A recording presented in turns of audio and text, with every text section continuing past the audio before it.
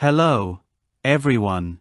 End-to-end encryption, E2EE, in messaging apps like Messenger means that only you and the person you're talking to can read the messages. Not even the app provider, example, Meta or Facebook, can access them. Here's why that's useful. 1. Privacy. Your conversations stay private. Even the platform, Messenger, can't read them. This matters if you're discussing personal topics, sharing sensitive info like passwords or health details. 2. Security against hackers. Even if someone hacks into Messenger servers, your messages are scrambled and unreadable to them. 3. Protection from surveillance. End-to-end encryption helps protect you from governments or authorities accessing your chats without your consent. Third-party data harvesting. 4.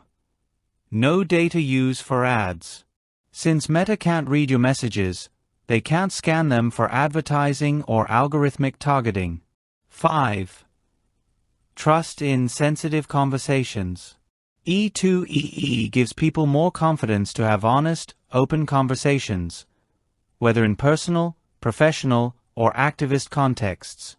Before jump in, kindly like the video, leave a comment, and subscribe.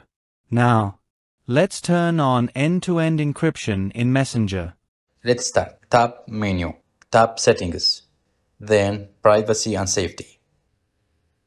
End-to-end encrypted chats. Message storage. Turn on secure storage.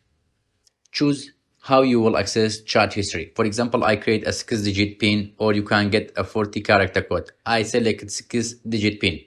Continue. Make it memorable. 11. Confirm it.